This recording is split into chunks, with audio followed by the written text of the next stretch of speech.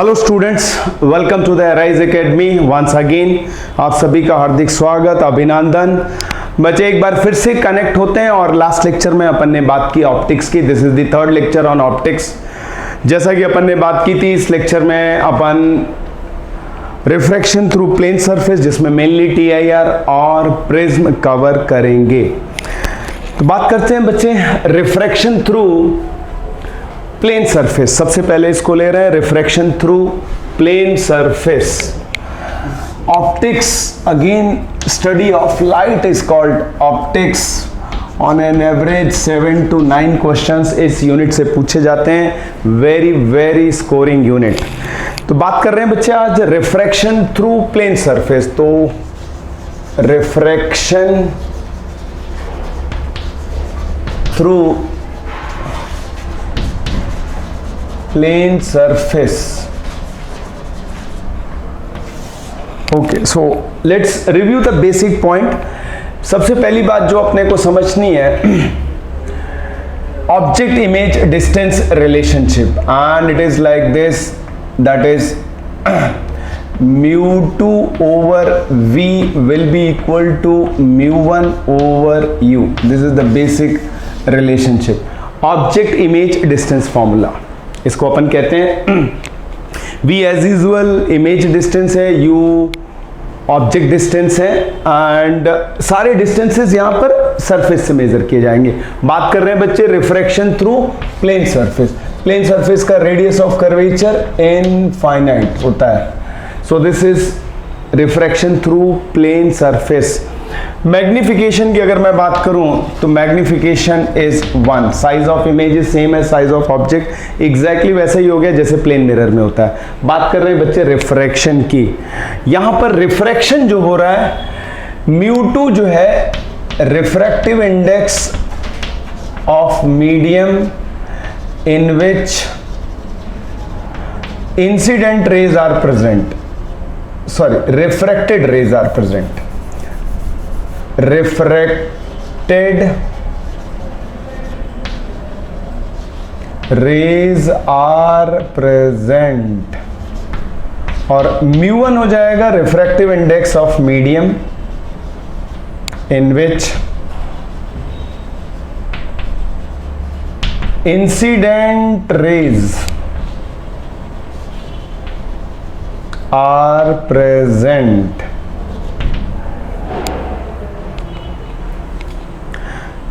So we should know each and every term very very clearly. So plane surface पे जब भी बात करेंगे, this is the formula we are going to use. Size of image is same as size of object. Mention करने की जरूरत नहीं है, सभी रिलेशंस ज्योमेट्रिकल ऑप्टिक्स में वैलिड है फॉर पैराएक्सियल रेज। ओके, बात को बच्चे आगे बढ़ाते हैं। यहाँ पर अपन थोड़ा सा रिफ्रैक्टिव इंडेक्स को लेकर के बात करेंगे। रिफ्रैक्टिव इंडेक्स जब भी अपन लिखते हैं, refractive index of 2 with respect to 1, so it is mu2 over mu1। This is very very important. और इसको अपन ऐसे भी लिख सकते हैं, refractive index of 1 with respect to 2। Refractive index, या तो अपन रिलेटिव रिफ्रैक्टिव इंडेक्स यूज करेंगे या फिर एब्सोल्यूट रिफ्रैक्टिव इंडेक्स यूज करेंगे। सो इसको पढ़ेंगे इस तरीके से, refractive index of medium 2 with respect to medium 1।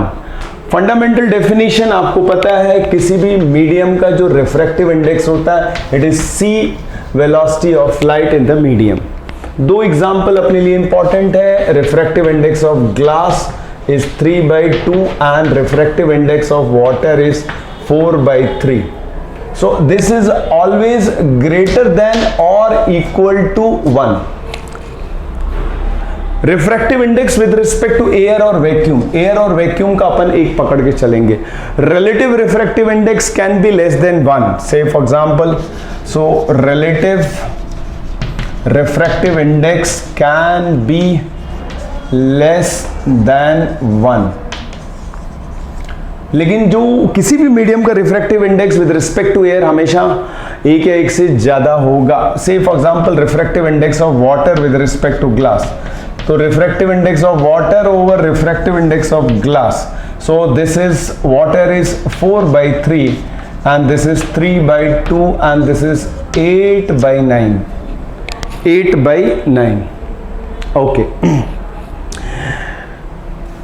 एक दूसरी इंपॉर्टेंट रिलेशन है किसी भी मीडियम का refractive index a plus B by lambda square, इसको अपन बोलते हैं काउची फॉर्मूला। a और b कांस्टेंट है जो कि मीडियम पे डिपेंड करेंगे, काउचीज फॉर्मूला ये अपने लिए इंपॉर्टेंट है। wavelength of red is more than wavelength of violet, refractive index of red will be less than refractive index of violet, Cauchy's formula. तो बात की बच्चे अपन ने object image distance relationship, magnification is 1, plane surface पे refraction की बात कर रहे हैं। रिफ्रैक्टिव इंडेक्स को लेकर के देयर आर सम रिलेशंस जिनको अपने को ठीक ठीक समझ में आना चाहिए। Refractive index of 2 with respect to 1 इस तरीके से लिखेंगे।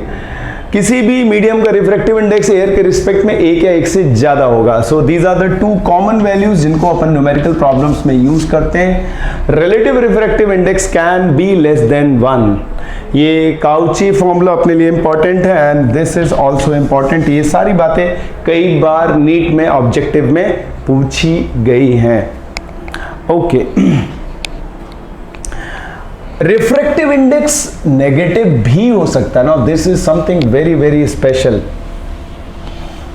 रिफ्रैक्टिव इंडेक्स नेगेटिव भी हो सकता है, so that's a very special point, इसका ध्यान रखें। Refractive index can be negative also. These are artificial materials, और ऐसे मटीरियल्स को अपन कहते हैं मेटा मटीरियल्स बोलते हैं, meta materials. Refractive index negative होता है। These are artificially made materials, meta materials. अब इसमें ध्यान क्या देना बच्चे, ये मान लिया this is medium 1 and this is medium 2, this is interface. Boundary जो सेपरेट करती है उसको इंटरफेस बोलते हैं। ये रे आ रही है एक मीडियम से दूसरे मीडियम में, राइट? ओके, अगर डेंसर होगा तो it will bend towards normal, और रेयरर हुआ तो it will bend away from normal. So this is for a positive refractive index. अगर रिफ्रैक्टिव इंडेक्स नेगेटिव है तो ये इधर आएगी, सो this is for negative refractive index, और ये this is for positive refractive index. Meta material हुआ, negative refractive index हुआ, तो बच्चे ये रे रिफ्रैक्ट होके इधर आएगी, बाकी rest everything will remain same, बाकी और कोई चेंजेस नहीं आएंगे। ओके, बात कर रहे हैं बच्चे प्लेन सरफेस पे रिफ्रैक्शन की। जब भी रिफ्रैक्शन होता है frequency will remain same because frequency is the characteristic of source। तो ये अपने लिए इंपॉर्टेंट रिलेशन है। This is medium 1, this is medium 2, refraction हो रहा है, रे बेंडिंग टुवर्ड्स नॉर्मल और अवे फ्रॉम नॉर्मल। तो यहां पे बच्चे अपने को ये ध्यान रखना है, frequency that is f1 will be equal to f2, और अपने को पता है speed is equal to frequency into wavelength. तो कई बार ऑब्जेक्टिव इस रिलेशंस पर पूछे गए। जब भी लाइट एक मीडियम से दूसरे मीडियम में जाती है, whenever it undergoes refraction, frequency remains same. Frequency is the characteristic of source. जब तक सोर्स को चेंज नहीं करेंगे फ्रीक्वेंसी चेंज नहीं होगी। So we have the relationship v1 over lambda 1 is equal to v2 over lambda 2। Interface कैसी भी हो, रिफ्रैक्शन कभी भी 100% नहीं होता है। सम एनर्जी बाउंसेस बैक, जिसको अपन रिफ्लेक्शन कहते हैं। So refraction is always accompanied by partial reflection.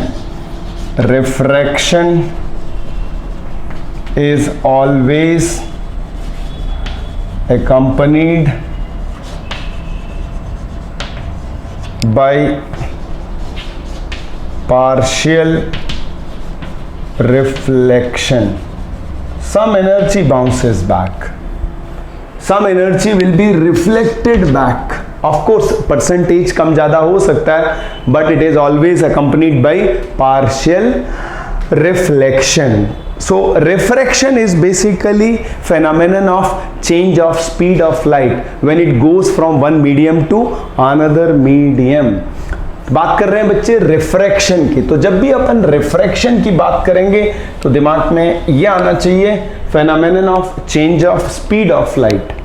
So refraction, so let us be very clear about each and every term. So refraction is basically phenomenon of change of speed of light when it goes from one medium to another medium. So refraction is basically a phenomenon of change of speed of light. ऐसा क्यों होता है? जब medium change होता है तो light की speed change होती है। बहुत सिंपल है, light is an electromagnetic wave, और इलेक्ट्रोमैग्नेटिक वेव की जो स्पीड है it depends on the electromagnetic properties of the medium. With change of medium electromagnetic properties change होती है, इसलिए स्पीड चेंज होती है। ये रिलेशन आपके लिए इंपॉर्टेंट है। किसी भी मीडियम में लाइट की स्पीड जो होगी √1/μ एप्सिलॉन। म्यू हो गया magnetic permeability of the medium और एप्सिलॉन हो गया electrical permittivity of the medium. For air और वैक्यूम,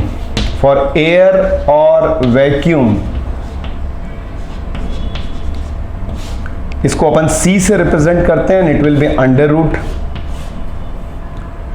√μ0 एप्सिलॉन नॉट, और यही वैल्यू आती है 3 × 10⁸ मीटर पर second. So this becomes √μr relative permeability of free space epsilon r, and this is epsilon not.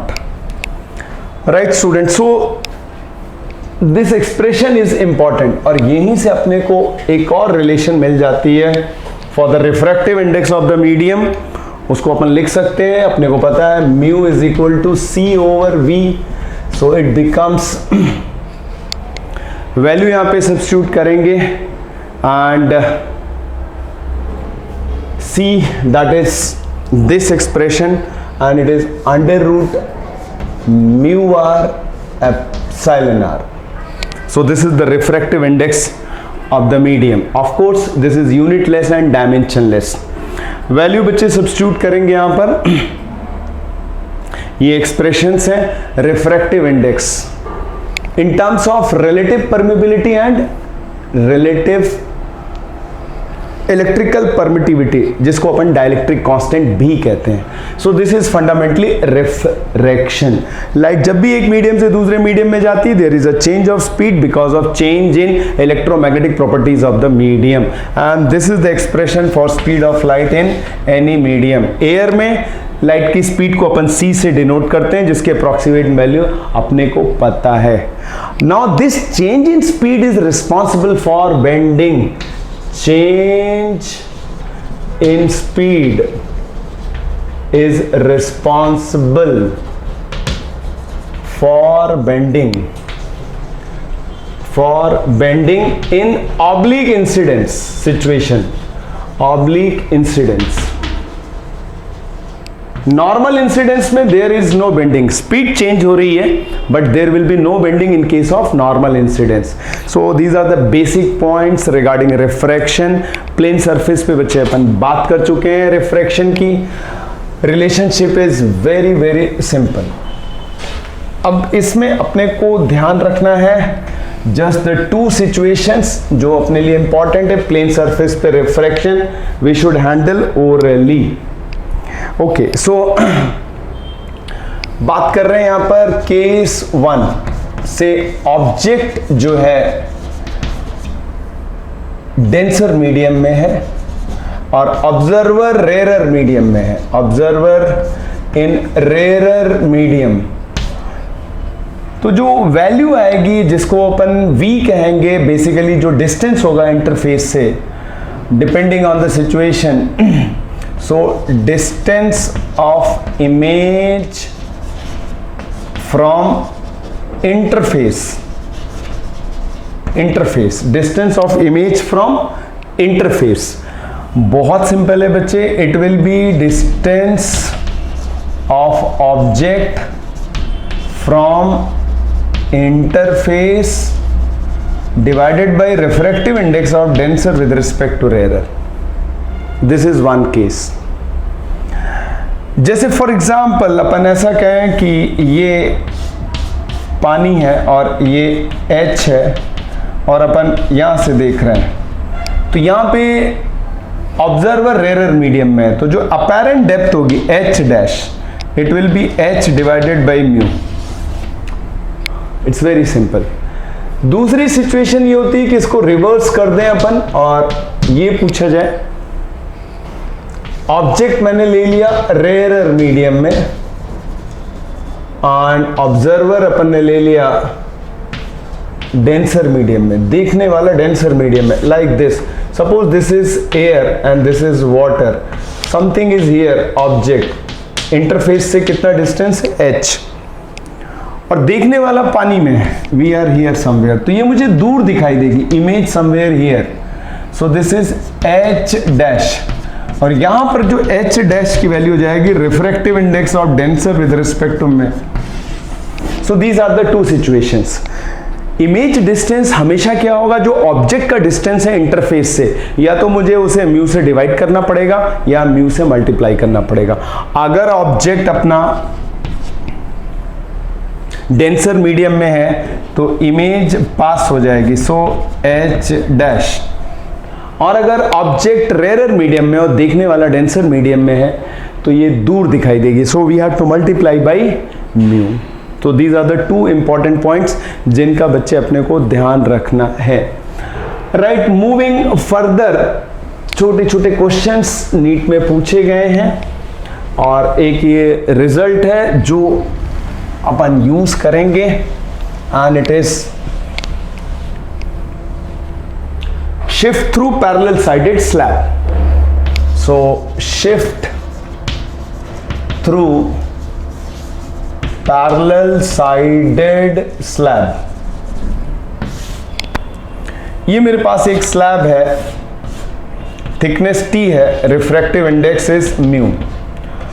ये ऑब्जेक्ट यहां रखा हुआ है, अपन यहां से देख रहे हैं, इमेज यहां बनेगी and this is your shift and this shift will be thickness of the slab 1 minus refractive index of slab with respect to surrounding.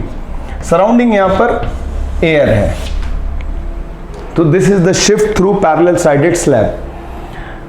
Okay, ये एक्सप्रेशन याद रखना. अगर मेरे पास मल्टीपल स्लैब्स के लिए ये हो जाएगा net shift will be summation SI. Add कर लेंगे. फॉर एग्जाम्पल ये मैंने 2 स्लैब्स ले ली, एक के बाद एक ऑब्जेक्ट यहां रखा हुआ है और अपन इधर से देख रहे हैं. पूछा गया T1, T2, μ1, μ2. So your shift will be S1 plus S2. T1 1 minus μ1, T2 1 minus μ2. Simply add कर लेंगे. शिफ्ट अगर पॉजिटिव है तो it is in the direction of incident ray, that is towards observer. Shift अगर negative है तो इसका मतलब उल्टा, अपोजिट टू इंसिडेंट रेस, यानी अवे फ्रॉम ऑब्जर्वर. और अगर शिफ्ट 0 है तो there is no issue, that means object और image will be formed at same distance. So S positive implies towards observer,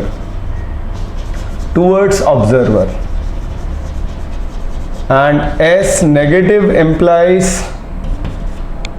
away from observer. तो ये बच्चे एक शिफ्ट का एक्सप्रेशन है जिसको ध्यान रखना है. ओके, छोटे छोटे क्वेश्चंस ले रहे हैं and involving refraction through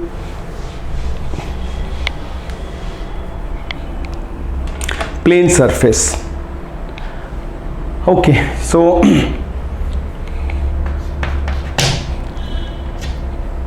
question ये पूछा गया है, find the position of image as shown in figure ये अपने पास एक प्लेन मिरर है और ये अपन ने स्लैब ले लिया, इसकी थिकनेस 3 सेंटीमीटर है, रिफ्रैक्टिव इंडेक्स इज 3/2 और ये मैंने ऑब्जेक्ट यहाँ पे रख लिया है, this is 12 centimetre from plane mirror. अब इस क्वेश्चन को बच्चे ध्यान से देखें। So it is a optical system जिसमें स्लैब और मिरर इसके कंपोनेंट हैं। जब भी मिरर सिस्टम का पार्ट होगा, ऑब्जर्वर हमेशा सिस्टम के सामने होगा। क्वेश्चन में समझना होगा, find the position of final image. Final image का मतलब जो ऑब्जर्वर है वो सामने है। तो ये जो ऑब्जर्वर सामने है, तो आप देखेंगे रे ट्रेवल करेगी and it will be returning back. जब ये ट्रेवल करेगी तो there will be a shift. अपन यहाँ पे शिफ्ट कैलकुलेट कर सकते हैं, this is T1 - 1/μ, 3 1 - 1/3/2 and this is 1 centimetre. So 1 centimetre का शिफ्ट होगा। इसको अगर पीछे प्रोड्यूस करें तो ये इमेज I1 1 सेंटीमीटर शिफ्टेड। तो इसका मतलब मिरर से डिस्टेंस कितना हो गया बच्चे? 11 centimetre. Now this image I1 will act as an object for the plane mirror और ये वापस ट्रेवल करेंगी और पीछे प्रोड्यूस करेंगे तो ये हो जाएगा I2 which will be 11 centimetre, 11 centimetre. और ये फिर वापस से ट्रेवल करेंगी और ये रे इधर बाहर आएगी। तो again there will be a shift of this I3, ये 1 सेंटीमीटर का शिफ्ट होगा। तो ये डिस्टेंस हो जाएगा 10 centimetre. Very interesting question. 1 centimetre का शिफ्ट जाते वक्त और 1 सेंटीमीटर का शिफ्ट वापस आते वक्त। तो राइट बच्चे, तो यहां पे जो फाइनल इमेज हो जाएगी 10 centimetre behind the mirror. So final image is 10 centimetre behind the mirror, 10 centimetre behind the mirror. So that's moving further.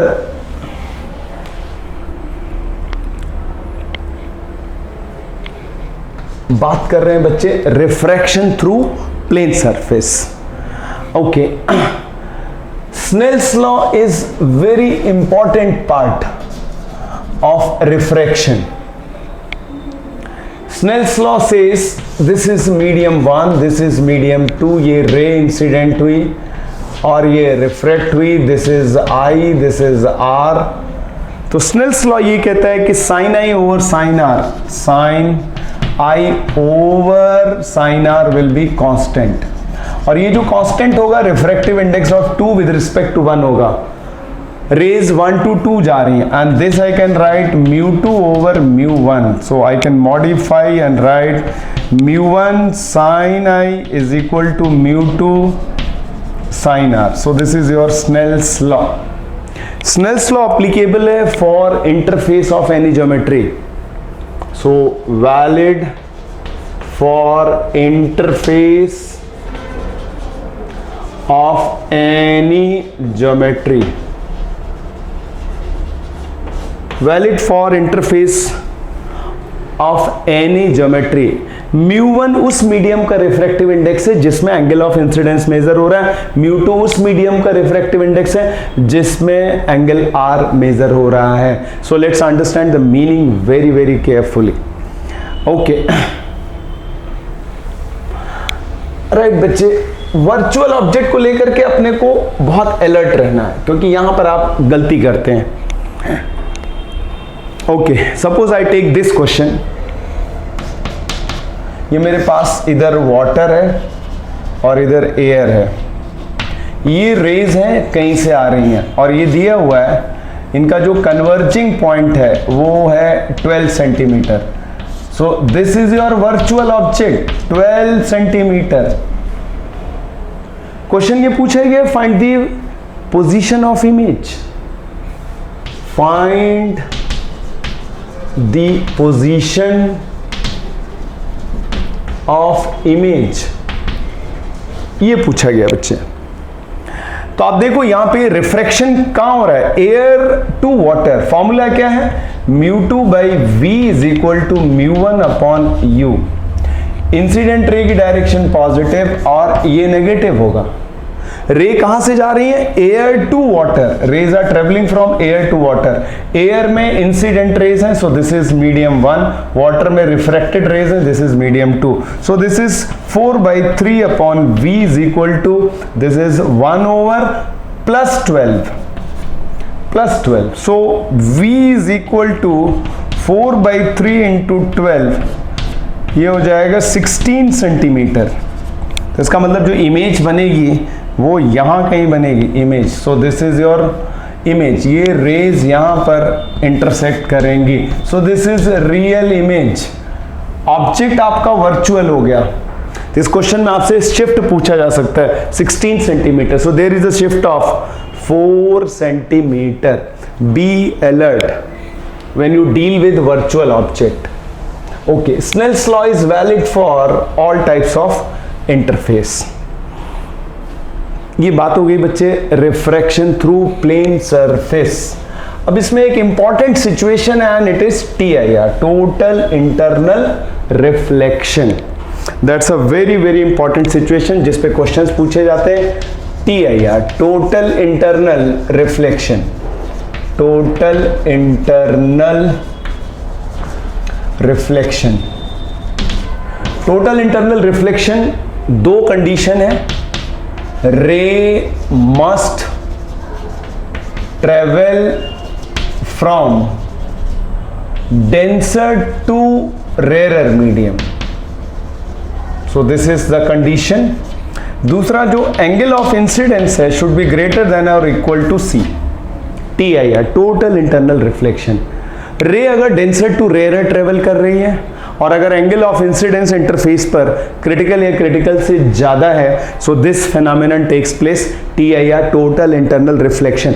यानी सारी की सारी एनर्जी बाउंसेस बैक, टोटल 100%।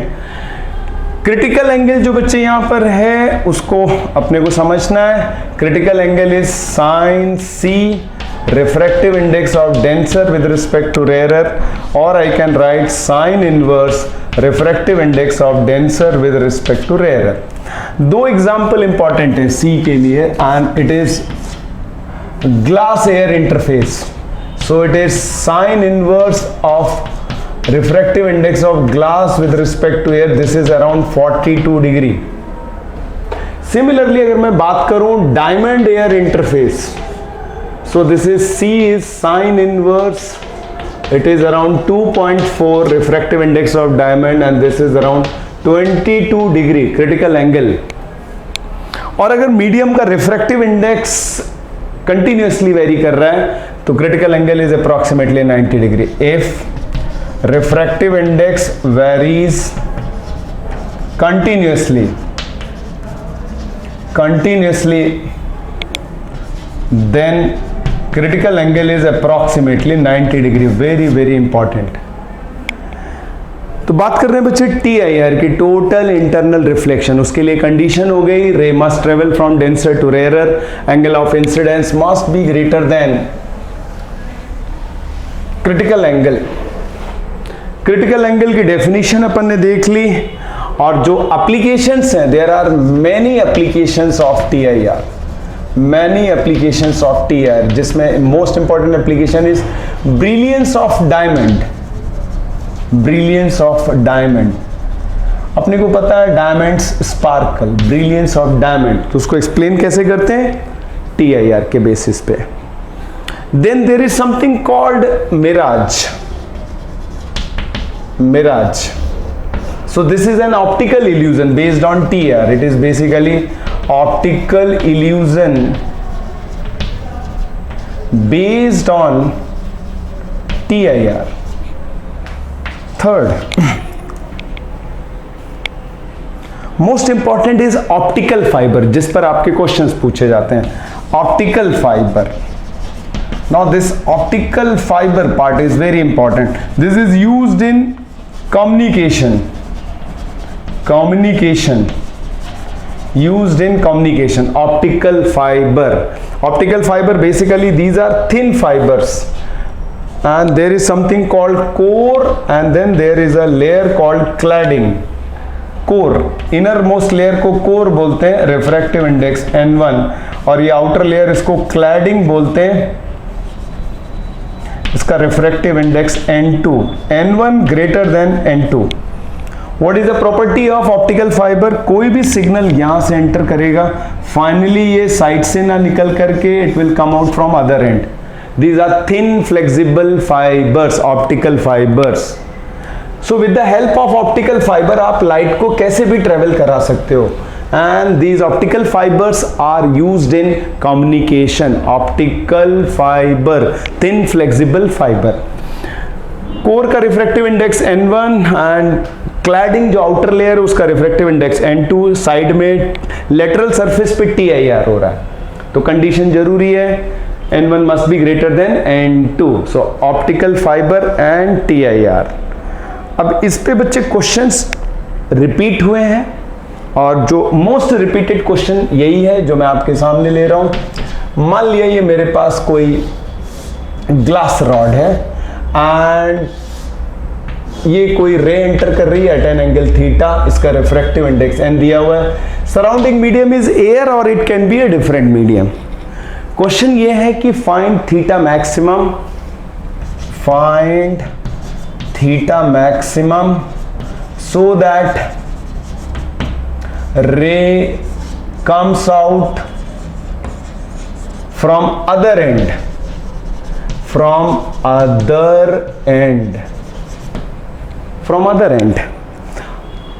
कुल मिलाकर के basically we want this rod to behave like a optical fibre. ये ray refract होगी और हम चाहते हैं साइड से ना निकले, तो TIR कराना होगा and finally it will move out. तो इसका मतलब साइड से नहीं निकले. अब देखो बच्चे, कैलकुलेशंस करने का तरीका सिंपल है. ये मैंने बीटा ले लिया, this is R. Solution is very simple, beta must be greater than C. R plus beta is π/2. अगर मैं यहां पे स्नेल्स लॉ अप्लाई करता हूं तो ये हो जाएगा 1 into sine theta is equal to n into sine R. मुझे थीटा की मैक्सिमम वैल्यू चाहिए, तो थीटा मैक्सिमम कब होगा? जब R मैक्सिमम होगा. So it is sine theta maximum is equal to n into sine R maximum. ये हो जाएगा n साइन R मैक्सिमम, का मतलब हो जाएगा R maximum π/2 minus beta minimum, and this will be π/2 minus C. That is the meaning, and that becomes sine π/2 minus C. So this is n cos C. अपने से पूछा गया है theta की maximum value so that this glass rod behaves like a optical fibre. Definition ये कहती है बच्चे, साइन C की वैल्यू 1/μ होगी. सो sin theta maximum will be equal to n under root 1 minus sin square C. n 1 minus and this will be 1 over n square. Simplify किया तो ये हो जाएगा n square minus 1, and finally answer is theta maximum is sin inverse under root n square minus 1. बच्चे ये question NEET as well as AIIMS में कई बार रिपीट हुआ है. These are the calculations. तो आप इस क्वेश्चन को ढंग से देख लो, कैलकुलेशंस कैसे किए, क्योंकि हम चाहते हैं यहाँ TIR हो, तो इसके लिए जरूरी है कि बीटा C से ग्रेटर या उससे उसके equal. R plus beta geometry से दिख रहा है और ये स्नेल्स लॉ है. तो थीटा मैक्सिमम कब होगा? जब R मैक्सिमम होगा. R मैक्सिमम होने का मतलब बीटा की मिनिमम वैल्यू. बीटा की मिनिमम वैल्यू बच्चे हो गई C. Then bit of trigonometry and maths. Okay, so this is TIR. जब भी रिफ्रैक्टिव इंडेक्स कंटिन्यूअसली वेरी करेगा, critical angle will be approximately 90 degree. This is very important. For glass air interface it is 42 degree and for diamond air interface is 24 degree. तो इसलिए अगर diamond में light enter करती है तो critical angle कम होने की वजह से उसकी TIR होने के चांसेस ज़्यादा हैं. So if you have a glass and diamond which are cut to the same shape, diamond will sparkle, उसमें TIR होने के चांसेस ज़्यादा हैं. और जब भी रिफ्लेक्शन होता है surface looks shiny, glittering. Right students, so I hope ये कैलकुलेशन आपके लिए कंफर्टेबल है. दूसरा एक क्वेश्चन जो पूछा गया है और रिपीट हुआ है कई फॉर्म में, वो ये है कि find the radius of lighted circular patch. Circular patch as shown in figure. as shown in figure. Situation ये बच्चे, ये अब देख रहे हैं, ये सोर्स है, लाइट एमिट कर रहा है, डेप्थ h है. तो अपने को पता है वो सारी रेज वापस लौट आएंगी जिनका एंगल ऑफ इंसिडेंस क्रिटिकल से ज्यादा होगा. सो एक ये सर्कुलर पैच बनेगा, these light will come out, और ये एंगल C होगा, इसका सेमी कोन एंगल C होगा. So that's very very important. Light source है, rays are travelling from denser to rarer, तो वो सारी लाइट जो इस कोन में होंगी वो बाहर निकल जाएंगी, बाकी जो लाइट होगी it will be reflected back. तो आपसे रेडियस पूछा गया, so this radius is R. So this radius is R, and we have a very simple geometry. R over H will be equal to tan C, and this will be sin C cos C. We can write sin C under root 1 minus cos square C. Definition ये कहती critical angle की कि sin C की value हो जाएगी 1 over mu. तो अगर मैं यहां पे सब्स्टिट्यूट करता हूं तो it becomes 1 over mu under root, sorry इसे अपन अब लिखेंगे sine square C. So this is 1 minus mu square. So ultimately this is under root 1 over mu square minus 1. तो आप देखेंगे जो रेडियस की वैल्यू होगी बच्चे वो हो जाएगी h under root mu square minus 1. अब ये क्वेश्चन डिफरेंट लैंग्वेज में पूछा जा सकता है. ऐसा पूछा जा सकता है, कई बार आपसे एरिया पूछ लिया जाएगा, कई बार रेडियस पूछ लिया जाएगा, या क्वेश्चन ऐसे फ्रेम किया जा सकता है कि there is a swimming pool, there is a light source. Swimming pool का कितना एरिया कवर कर दें जिससे कि कोई लाइट बाहर ना आए. तो अगर पानी के अंदर कोई लाइटेड सोर्स है तो सरफेस पे एक सर्कुलर लाइटेड पैच बनेगा. उस सर्कल के अंदर जितनी भी रे होंगी वो बाहर रिफ्रैक्ट हो रहे होंगी, और उस सर्कल के जो बाहर जितनी रे होंगी वो सारी की सारी TIR सफर करके वापस मीडियम में जा रही होंगी. So these two situations are very very common जो नीट और एम्स में रिपीट हुई है. तो बात की बच्चे अपन ने TIR की, टोटल इंटरनल रिफ्लेक्शन कब होता है, when ray travel from denser to rarer and angle of incidence must be greater than और इक्वल टू C. जब भी रिफ्रैक्टिव इंडेक्स कंटिन्यूअसली वेरी करेगा, critical angle is approximately 90 degree. Brilliance of diamond, mirage, optical fiber, इन पे questions पूछे गए हैं. Optical fiber, thin flexible fiber use for communication. अब आप देखो जो मिराज की अगर मैं बात करूं बच्चे, मिराज आपको मिलेगा कोल्ड रीजन में as well as in hot region. Hot region में भी मिलेगा कोल्ड रीजन. हॉट रीजन में it is called inferior mirage, inferior mirage, and this is called superior mirage. इसको लूमिंग भी बोलते हैं, that this is called looming. अब होता क्या है गर्मी के दिनों में, this is your surface of earth, तो जो एयर की लेयर होती हैं वो गर्म हो जाती हैं. जैसे जैसे आप ऊपर जाते हो we come across colder layers. Situation establish हो गई कहां, गर्मी के दिनों में. सो एयर की जो लेयर ग्राउंड के साथ कांटेक्ट में है वो गर्म होगी. जैसे जैसे आप ऊपर आओगे layers will be colder. So what is happening is जैसे जैसे H बढ़ेगा रिफ्रैक्टिव इंडेक्स बढ़ेगा.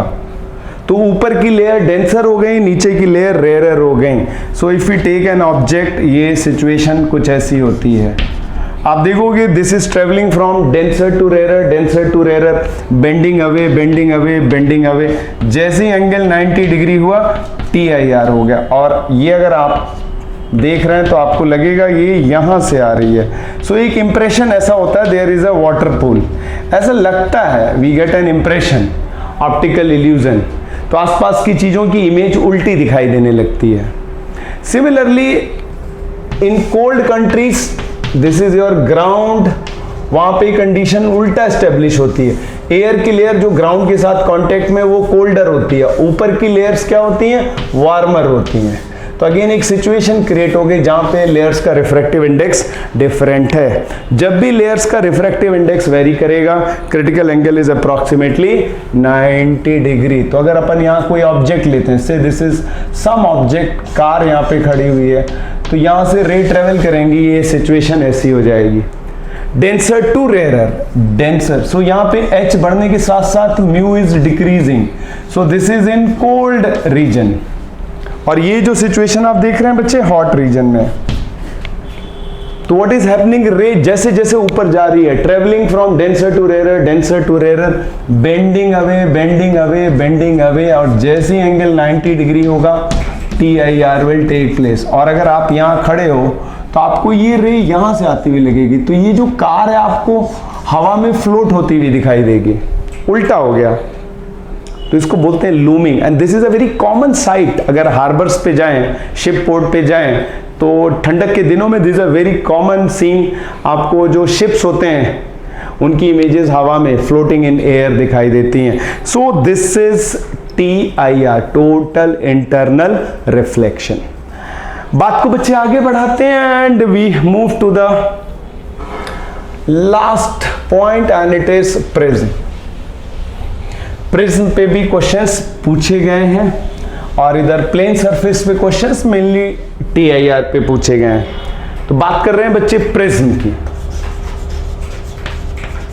प्रिज्म में mainly we are going to talk about triangular prism. ये रहा ट्रायंगुलर प्रिज्म, ये इंसिडेंट रे, ये एंगल ऑफ इंसिडेंस, ये इधर और ये एमर्ज हो गई। This is E, R1, R2, this is A, ये इधर जा रही है and this is we call it deviation. Prism की बात कर रहे हैं, रिफ्रैक्शन थ्रू प्रिज्म।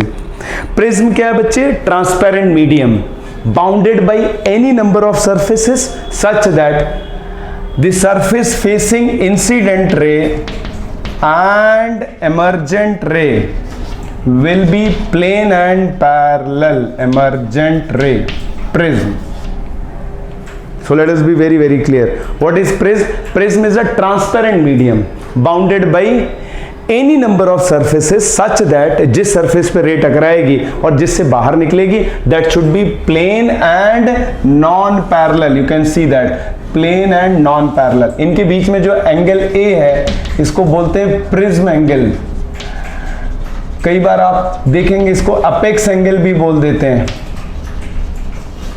कई बार इसको रिफ्रैक्टिंग एंगल बोल देते हैं। So sometimes we call it refracting angle. तो ये टर्म्स यूज होते हैं। तो यहां पे जो रिलेशन इंपॉर्टेंट है, एक तो A is equal to R1 plus R2, this is one relation. दूसरा जो डेविएशन है, it is I plus E minus A. Deviation I plus E minus A. दूसरा अगर मैं ग्राफ ड्रॉ करता हूं with angle of incidence and deviation, तो ये ग्राफ कुछ इस तरीके से है। नॉन लीनियर ग्राफ है और एक पर्टिकुलर एंगल है जिस पे डेविएशन, इसको IM मैं कह रहा हूं, and this is delta minimum. Delta minimum, तो ये रिलेशन अपने को ध्यान रखनी है बच्चे। And very important is for minimum deviation, अगर प्रिज्म मिनिमम डेविएशन में है, so R1 will be equal to R2 will be equal to A/2, I will be equal to E, I will be equal to E. So your minimum deviation will be then it becomes twice im minus a. Refractive index की value आ जाती है that is mu sign A plus delta minimum by 2 upon sine A by 2. Minimum deviation में ये results valid होंगे, ये सब tips पर होने चाहिए. बात कर रहे हैं बच्चे प्रिज्म की. So a prism is a transparent medium bounded by any number of surfaces. Condition सिर्फ ये जिस सरफेस पे रे इंसिडेंट हो और जिस सरफेस से रे बाहर आए वो प्लेन और नॉन पैरेलल होने चाहिए. So this is your triangular prism. So mainly जो अपने क्वेश्चंस आते हैं वो ट्रायंगुलर प्रिज्म पर आते हैं. अगर मैं इसको 3D में ड्रॉ करने की कोशिश करूं तो इट इज लाइक दिस. ये रहा, this is your 3D picture triangular prism. तो आप देख रहे हैं 2 फेसेस ट्रायंगुलर हैं और 3 फेसेस या तो रेक्टेंगुलर होंगे या स्क्वायर होंगे. टोटल 5 फेसेस होंगे. सो दिस इज इंपॉर्टेंट. अब यहां पर एक बात और वैलिड है. अगर प्रिज्म अपना आइसोसेलिस है, ये रहा बच्चे, बेस एंगल इक्वल है तो refracted ray will be parallel to the base of the prism. Refracted ray will be parallel to the base of the prism. ये कब होगा? जब ये आइसोसेलिस है. So this is in minimum deviation position. Minimum deviation position में refracted ray base के parallel होगी. Right student, prism पे जो भी क्वेश्चंस आएंगे या तो प्रिज्म मिनिमम डेविएशन की सेटिंग में होगा या फिर नहीं होगा. अगर प्रिज्म मिनिमम डेविएशन की सेटिंग में है तो आपको कुछ नहीं करना है, just use the standard result. और अगर प्रिज्म मिनिमम डेविएशन की सेटिंग में नहीं है तो आप दोनों सरफेस पे स्नेल्स लॉ अप्लाई करो and use this relations. Question solve हो जाएगा. आई रिपीट बच्चे, प्रिज्म में 2 तरीके के क्वेश्चंस आते हैं. या तो प्रिज्म मिनिमम डेविएशन की सेटिंग में होगा या फिर नहीं होगा. मिनिमम डेविएशन की सेटिंग में है तो यूज दीज रिजल्ट्स, नहीं है तो दोनों सरफेस पे स्नेल्स लॉ अप्लाई करो and problem will be solve. For maximum deviation, अगर मैं बात करूं फॉर मैक्सिमम डेविएशन के लिए angle of incidence should be pi by 2. So delta maximum will be pi by 2 plus E minus A. Another important thing is condition for no emergence. हम चाहते हैं दूसरी तरफ से रे निकले नहीं. Condition for no emergence. Condition for no emergence, ये incident हुई और ये यहां से नहीं निकल रही है and this is undergoing TIR. दूसरे सरफेस से नहीं निकले. Condition for no emergence. तो बच्चे यहाँ पे जो प्रिज्म एंगल है शुड बी ग्रेटर देन और equal to 2C. That is A should be greater than twice sine inverse 1 by mu. So this is condition for minimum deviation, maximum deviation and condition for no emergence. दूसरी तरफ से नहीं निकले. दूसरी बात यहां पे मुझे दिख रही है, डेविएशन अगर मिनिमम नहीं है तो there are 2 angles of incidence जिस पे सेम डेविएशन मिलेगा. और ये जो I1 I2 है by principle of reversibility. So I2 is angle of emergence. तो जैसे रिलेशन है IE minus A, so this deviation will be I1 I2 minus A. I repeat, अगर डेविएशन मिनिमम नहीं है तो there are 2 angles of incidence producing same deviation. वो जो दूसरा एंगल ऑफ इंसिडेंस है बच्चे, वो पहले एंगल ऑफ इंसिडेंस के करस्पॉन्डिंग E होगा. Principal of reversibility. Okay, moving further, एक बहुत ही इंपॉर्टेंट रिलेशन है प्रिज्म में एंड दिस इज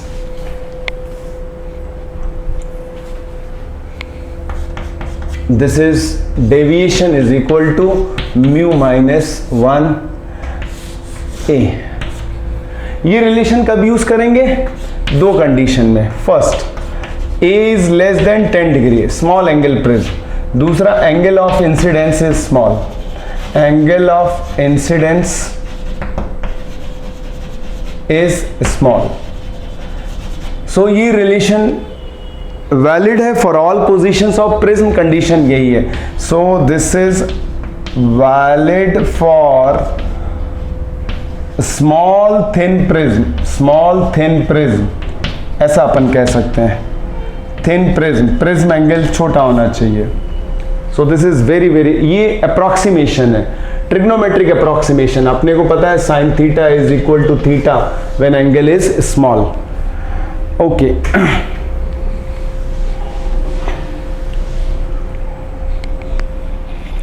बात को आगे बढ़ाते हैं बच्चे और डिस्पर्जन की बात कर रहे हैं। Dispersion, so dispersion is again very important optical event. Dispersion कब होता है, क्या है? Dispersion is splitting of light into its colours, splitting of light into its component colours, that is your dispersion. Cause of dispersion क्या है, ऐसा क्यों होता है? Dependence of refractive index on lambda, mu is equal to A plus B by lambda square, Cauchy's formula. अगर मैं prism की बात करूं तो मुझे पता, यहां से पता चलेगा deviation in red will be smaller than deviation in violet. वजह mu red lesser than mu violet. तो यहां से अपन समझ सकते हैं व्हाइट लाइट अगर प्रिज्म से पास होगी it will split into its component colour. यहां पर there is something called angular dispersion. Angular dispersion AD, deviation in violet minus deviation in red, ये हो जाएगा mu violet minus mu red into A, that is your angular dispersion. It will be either in degree और radian. Angular dispersion.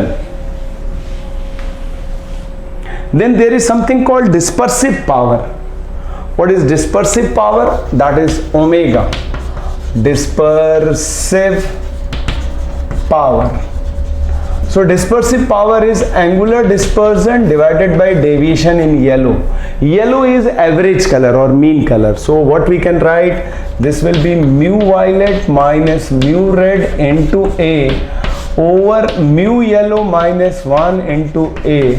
So this will cancel out. So this is mu violet, mu red, और अगर मैंने कोई colour specify नहीं किया, we mean the average color and it is yellow. Yellow is taken as average colors. Obviously this is unitless and dimensionless. Unitless and dimensionless. Okay, refractive index for yellow is refractive index for violet plus refractive index of red by 2. इसीलिए इसको average colour लेके चलते हैं, mean colour लेके चलते हैं।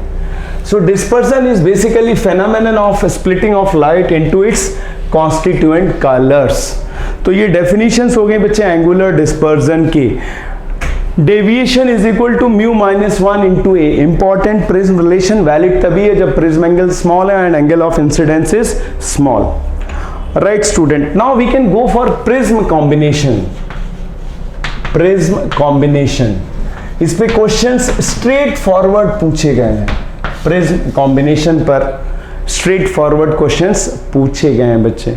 दो combination है, one is dispersion without deviation, dispersion without deviation. तो दो प्रिज्म है, उनको कंबाइन करना है विदाउट डेविएशन। इसका मतलब net deviation is 0. So deviation due to prism 1, deviation due to prism 0. So this is mu 1 minus 1 A1, mu 2 minus 1 A2 is equal to 0. A2 हो जाएगा बच्चे mu 1 minus 1 upon mu 2 minus 1 A1। याद नहीं रखना बच्चे, ये relation याद नहीं होगी। मैंने कैसे वर्कआउट किया वो आप देखो, ये आपके लिए इंपॉर्टेंट है। और यहाँ पे कलर स्पेसिफाई नहीं है, तो इसका मतलब ये हुआ colour is yellow, average. Negative का मतलब होगा प्रिज्म उल्टे होंगे, अगर एक प्रिज्म ऐसे है तो दूसरा प्रिज्म ऐसे होगा। सो this is A1 and this is A2। दूसरा अपन प्रिज्म को कंबाइन कर सकते हैं,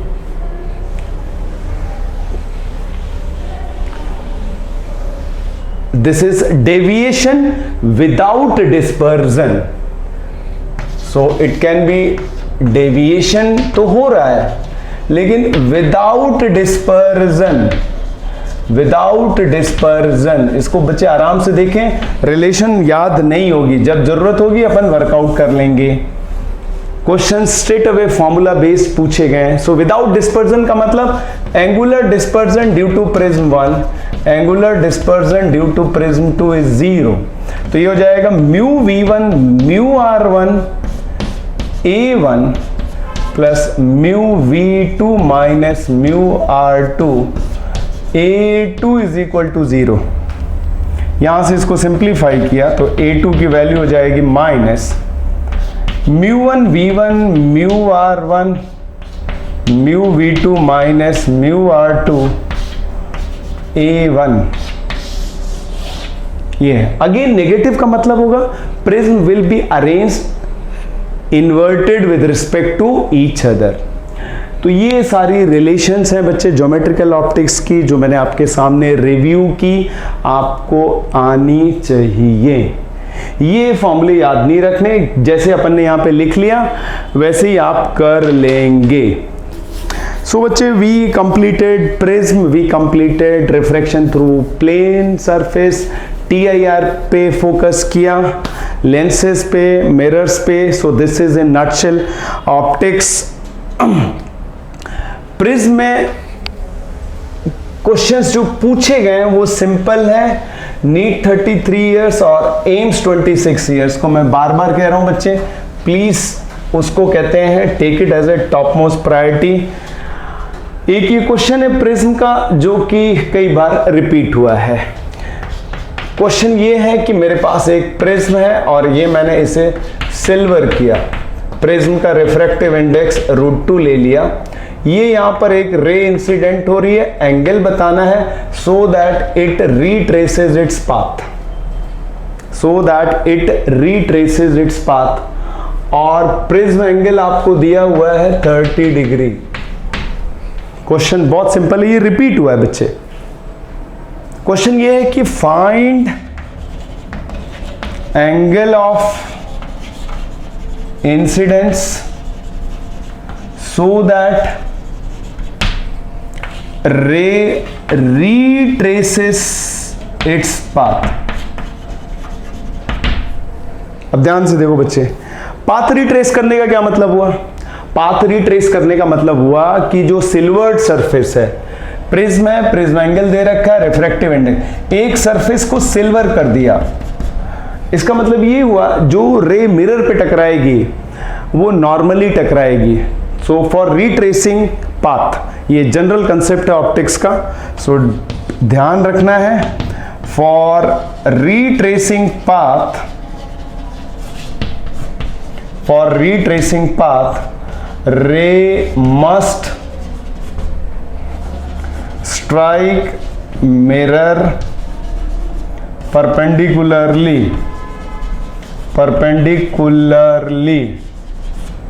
रे मस्ट स्ट्राइक मिरर परपेंडिकुलरली. तो बच्चे ये आसान हो गया.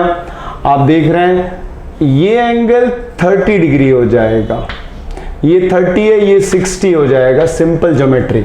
या फिर आप ऐसे देखो A is equal to R1 plus R2, normally टकरा रहा है तो R2 की वैल्यू 0 हो जाएगी, R1 की वैल्यू A हो जाएगी. अब ये क्वेश्चन मिनिमम डेविएशन पे बेस्ड नहीं है, तो आपको सिखाया क्या करना है, just apply Snell's law. So 1 into sine I is equal to mu into sine R1. So this is √2 and this is sine 30. सो √2 into 1/2 1/√2 and that gives us I is equal to 45 degree. Second time जब इसको पूछा तो angle दिया हुआ था, refractive index पूछा गया था. Idea remains the same. जब भी रे रिट्रेस करेगी अपना पाथ तो मिरर कंपोनेंट को it must strike perpendicularly. Moving to few more questions जो कि नीट में पूछे गए हैं. एक बार क्वेश्चन यही पूछा गया था बच्चे, रिफ्रैक्टिव इंडेक्स म्यू दे रखा है, सो प्रिज्म एंगल ए दे रखा है, सो रिफ्रैक्टिव इंडेक्स इज अपने को दे रखा है यहां पर, that is cot A by 2 refractive index. A क्या है? प्रिज्म एंगल, ये अपने को दिया हुआ है। तो मिनिमम डेविएशन पूछा गया था, फाइंड डेल्टा मिनिमम। तो अपने को पता है मिनिमम डेविएशन में रिलेशनशिप क्या है, mu is equal to sine A plus delta minimum by 2 upon sine A by 2। ये फॉर्मूला अपने को पता है मिनिमम डेविएशन। नीट का ही क्वेश्चन है, रिफ्रैक्टिव इंडेक्स आपको दे रखा है cot A by 2, find minimum. तो बच्चा आप इसको ऐसे लिखेंगे, that is cot A by 2, cot A by 2 that is sine A plus delta minimum by 2 upon sine A by 2, and this will become cos A by 2 over sine A by 2। थोड़ी सी trigonometry, ये cancel out हो जाएगा। cos को अपन लिखेंगे sine 90 minus A by 2 and this is sine A plus delta minimum by 2। तो आप देखेंगे बच्चे अपने पास आ जाएगा 90 minus A by 2 is equal to A by 2 plus delta minimum by 2। तो यहां से अपने को डेल्टा मिनिमम की वैल्यू मिल जाएगी and this delta minimum will be 180 minus 2A। This is the answer. Questions बहुत ही स्ट्रेट फॉरवर्ड और सिंपल पूछे जा रहे हैं। प्रिज्म में क्वेश्चन या तो मिनिमम डेविएशन की पोजीशन पे बेस्ड होगा या जनरल होगा। मिनिमम डेविएशन की पोजीशन में बेस्ड है, यूज स्टैंडर्ड रिजल्ट। और अगर मिनिमम डेविएशन पे बेस्ड नहीं है, जस्ट अप्लाई स्नेल्स लॉ बच्चे, आपको सॉल्यूशन दिख जाएगा। Okay, rest of the questions are very easy. I don't wish to take up over here. What is my request is, ये जो आखिरी के दिन है बच्चे, you should be very focused towards NEET requirement and this is what I am trying to do. NEET 33 years and AIMS 26 years should be your priority. पहले ये सारे questions अच्छे से कर लो, समझ लो, फिर तुम कुछ भी करो, it will help you. But you must see the trend over 30 years, क्या पूछा गया। नीट और एम्स के क्वेश्चंस एक दूसरे में रिपीट हुए हैं frequently, that's why I am insisting so much. इस साल का paper, take it from me, it will be easy and conceptual. Right students, so this was all about geometrical optics and I hope you enjoyed the session. It will serve you as a revision session और आप ध्यान से मुझे just एक flow में सुने, सारी चीजें रिपीट हो जाएंगी and it will refresh your concepts in optics. Right students, so enough for this lecture and till then keep watching videos, keep listening and stay safe. See you in the next lecture.